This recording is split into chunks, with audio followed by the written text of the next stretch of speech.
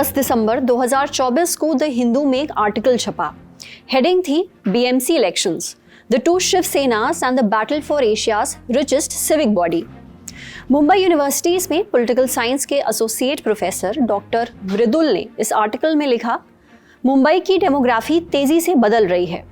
बड़ी संख्या में गैर महाराष्ट्रीय लोग मुंबई आ रहे हैं, जबकि मराठी भाषी और कोंकण से आए प्रवासी अब ठाणे, विरार, वसई और नवी मुंबई जैसे दूसरे नगर निगमों में शिफ्ट हो रहे हैं। शिवसेना को इन नगर निगमों में फायदा मिल सकता है। मुंबई भी अब पहले से कहीं ज्यादा कॉस्मोपॉलिटन हो चुकी है। ऐसे में भाजपा को बढ़त मिल सकती है, क्योंकि उसके पास महाराष्ट्रीय और गैर महाराष्ट्रीय दोनों वर्गों का समर्थन है। और फिर 16 जनवरी को आए महाराष्ट्र में नगर निगम चुनाव के नतीजे। भाजपा शिवसेना के नेतृत्व वाले गठबंधन की एक तरफा जीत। 29 में से 23 नगर निगमों में निर्णायक बढ़त। पुणे, नासिक, नागपुर में बड़ी बढ़त। बृहन मुंबई महानगर पालिका यानी कि बीएमसी में भाजपा 45 साल बाद सबसे बड़ी पार्टी बनकर उभरी है। तो क्या भाजपा ने महाराष्ट्र की सबसे बड़ी पार्टी बनने की तरफ कदम बढ़ा दिए हैं? एकनाथ शिंदे और देवेंद्र फडणवीस के बीच खटपट की खबरों पर क्या अब विराम लगेगा? और क्या होगा ठाकरे बंधुओं की राजनीति का? क्या होगा उद्धव और राज ठाकरे की राजनीति का भविष्य?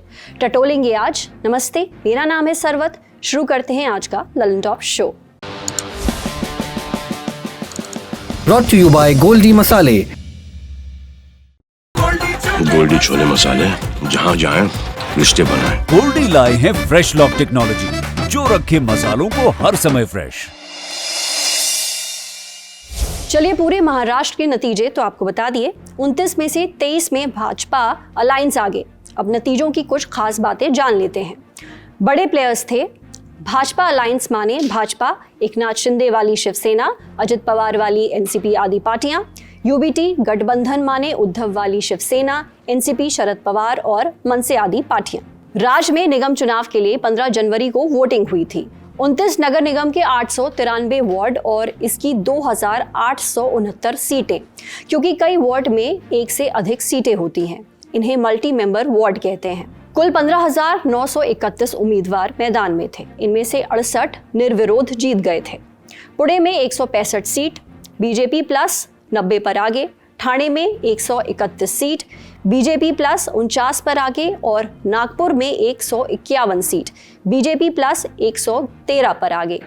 नासिक में 122 सीट, बीजेपी 50 पर आगे। शिवसेना, शिंदे और एनसीपी यहां मिलकर लड़े थे, 41 सीट पर आगे।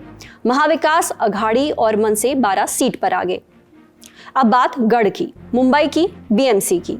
बीएमसी एशिया का सबसे अमीर नगर निगम है। बजट भारत के कई राज्यों के बजट से भी ज्यादा। हाल में ही बीएमसी ने 2025 और 26 के लिए 75,427 करोड़ रुपए का बजट पेश किया था। बीएमसी के पास 81,744 रुपए करोड़ का रिजर्व फंड भी है। मुंबई में इमारतों और शहर के डेवलपमेंट से जुड़े लगभग सभी ऑर्डर बीएमसी दफ्तर से पास होते हैं। देश के सबसे महंगे प्रॉपर्टी मार्केट में बिल्डरों के लिए सबसे ज्यादा जरूरी है प्रोजेक्ट की मंजूरी हासिल करना। साफ है कि जिस पार्टी का बीएमसी पर दबदबा, वही बिल्डरों की फेवरेट। बीएमसी की अगली ताकत, पॉलिटिकल। बीएमसी महाराष्ट्र के 2 जिलों की म्युनिसिपल कॉर्पोरेशन है, मुंबई और मुंबई सबर्ब। दोनों जिलों में कुल 36 विधानसभा और 6 लोकसभा सीटें हैं। मौजूदा समय में 36 में से 22 विधानसभा महायुति के पास हैं, 14 महाविकास अघाड़ी के पास। कह सकते हैं कि जो बीएमसी में ताकतवर, उसे राज्य स्तर पर भी एज मिलता है।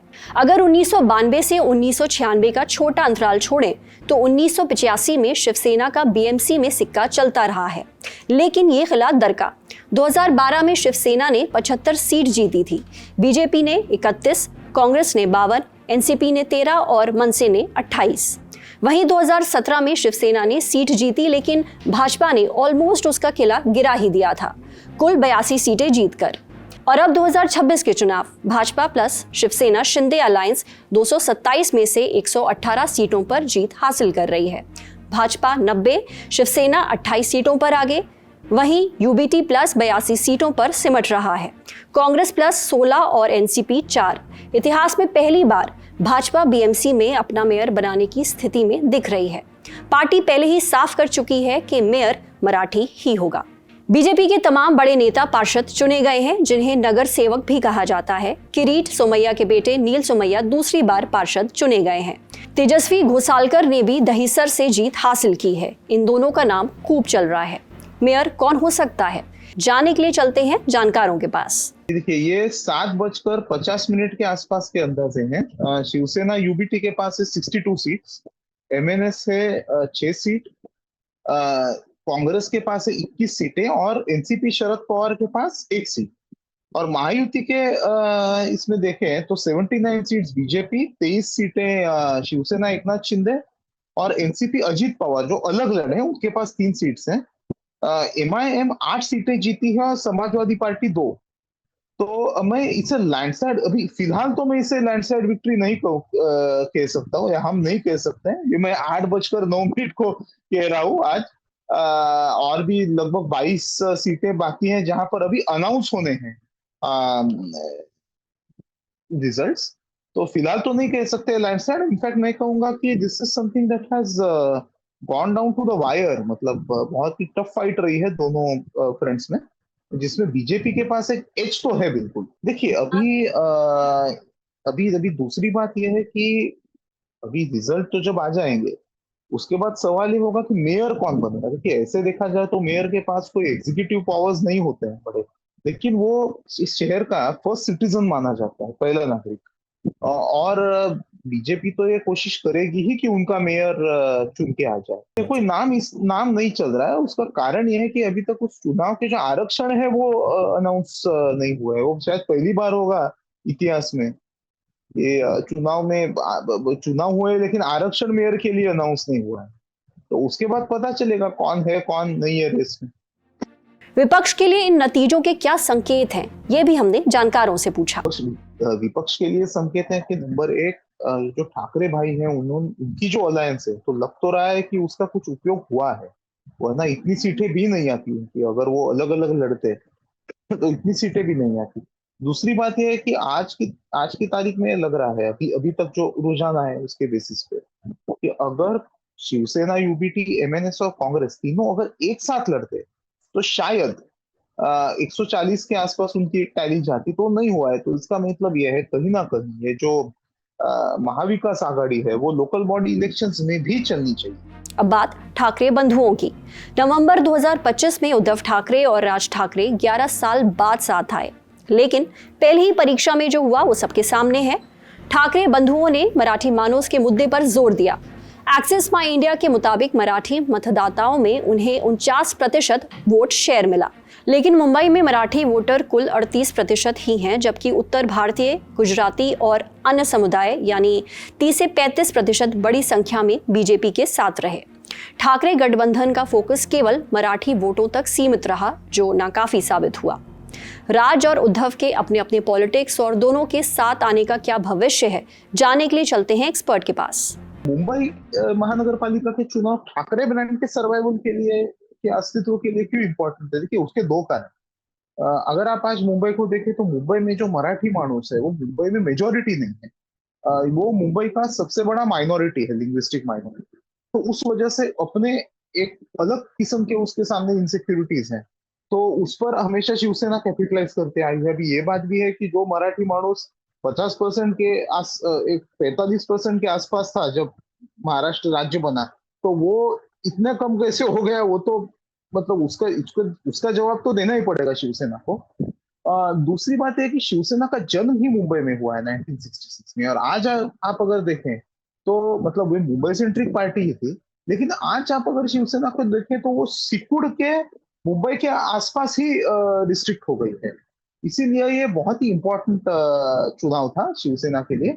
और दूसरी बात यह है कि ये जो चुनाव है उसमें दोनों भाई एक आए थे। एक है कि उनका जो कोर मराठी वोटर है वो तो कंसोलिडेट हो गया उनके साथ, और इससे मुझे लग रहा है कि ये दोनों भाई आने वाले समय में, तो जितना मैं बात कर रहा हूँ शिवसेना, यूबीटी और इनके साथ एमएनएस के नेताओं के साथ, ऐसे लग रहा है कि ये दोनों भाई एक ही रहेंगे, क्योंकि उनके पास और कोई चारा नहीं।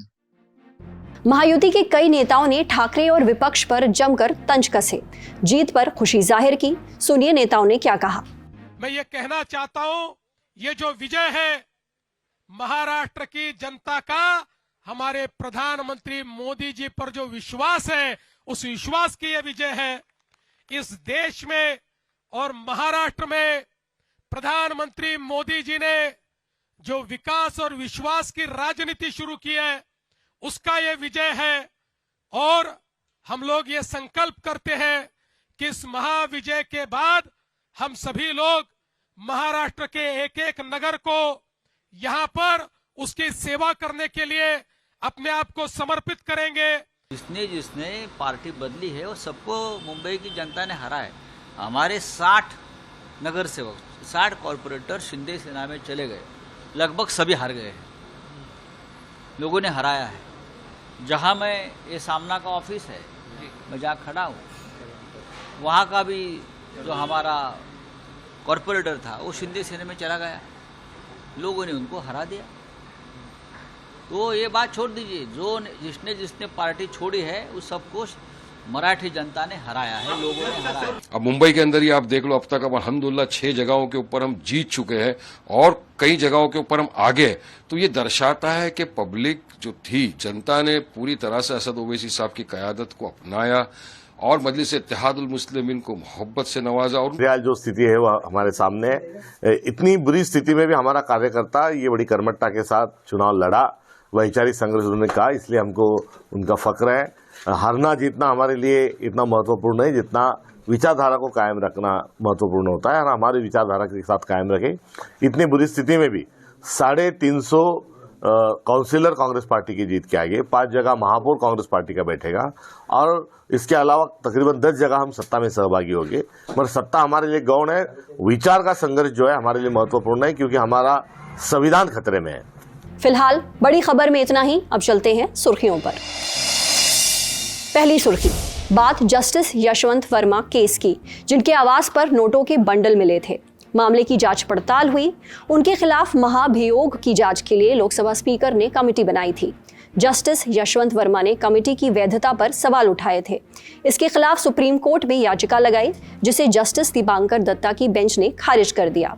कोर्ट ने कहा कि स्पीकर ने कमेटी बनाने में कोई गलती नहीं की। जस्टिस वर्मा को कोई राहत नहीं मिलनी चाहिए और कोर्ट को इसमें दखल देने की जरूरत नहीं है। बेंच का कहना है, हमें जज के अधिकारों और संसद सदस्यों के अधिकारों में बैलेंस बनाना है। सांसदों को महाभियोग का प्रस्ताव लाने और उसे स्वीकार कराने का स्वतंत्र अधिकार है। उधर जस्टिस वर्मा ने जजेस इंक्वायरी एक्ट की धारा 3(2) का हवाला दिया था, जिसके मुताबिक कमेटी तभी बन सकती है जब लोकसभा और राज्यसभा दोनों महाभियोग प्रस्ताव को स्वीकार कर लें। उन्होंने बताया कि तत्कालीन राज्यसभा चेयरमैन जगदीप धनखड़ के इस्तीफे के बाद राज्यसभा के उप सभापति ने प्रस्ताव को स्वीकार नहीं किया था। अगली सुर्खी, ओडिशा के सुंदरगढ़ में इंटरनेट सर्विसेज पर रोक लगाई गई है। स्कूल कॉलेज बंद कर दिए गए हैं। वजह, सुंदरगढ़ के रीजेंट मार्केट की एक मीट शॉप पर बीफ बेचने के आरोप लगे। खबर जंगल में आग की तरह फैल गई। 2 गुटों में झड़प हुई। हिंदुस्तान टाइम्स की रिपोर्ट के मुताबिक बजरंग दल के कुछ सदस्यों ने दुकान में तोड़फोड़ की, एक पिकअप वैन में आग लगा दी और एक कार और स्कूटर को नुकसान पहुंचाया, जिसके बाद इलाके में तनाव बढ़ गया। रिपोर्ट के मुताबिक झड़प में 12 लोग घायल हुए हैं, जिनमें कुछ पुलिस वाले भी हैं। 2 लोगों को हिरासत में लिया गया है। अन्य आरोपियों की तलाश जारी है। कानून व्यवस्था बनाए रखने की कोशिश चल रही है। सुंदरगढ़ के कलेक्टर शुभंकर मोहपात्रा बोले, इलाके में BNS की धारा 163 लागू की गई है। 10 प्लाटून पुलिस बल तैनात किया गया है। अभी स्थिति पूरा प्रशांत श्रृंखला के साथ है और पूरे शहर में 160 BNSS लागू की गई है। पुलिस की पेट्रोलिंग चल रही है। लगभग 10 platoon force across the city अब है तैनात की गई है across all the central locations. जितने भी एग्जीक्यूटिव मजिस्ट्रेट्स हैं सबको डिफरेंट पॉइंट्स पे तैनात किया गया है। उसके साथ भी पुलिस का कंटिन्यूअस पेट्रोलिंग चल रहा है। तीसरी सुर्खी, लाल किला आतंकी हमले से खबरों में आई अल-फलाह यूनिवर्सिटी के खिलाफ एक्शन हुआ है। ईडी ने यूनिवर्सिटी से जुड़ी 140 करोड़ रुपए की संपत्ति अटैच कर दी है। इंडिया टुडे की रिपोर्ट के मुताबिक अटैच की गई संपत्ति में 54 एकड़ जमीन और उस पर बने 20 भवन शामिल हैं। दिल्ली के लाल किले के पास हुए आतंकी हमले के बाद यूनिवर्सिटी जांच एजेंसियों के रडार पर आई।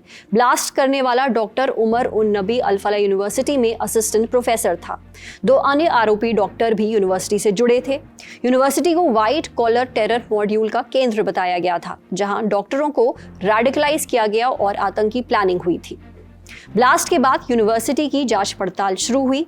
ईडी ने वित्तीय लेन देन से जुड़े डॉक्यूमेंट की जांच की।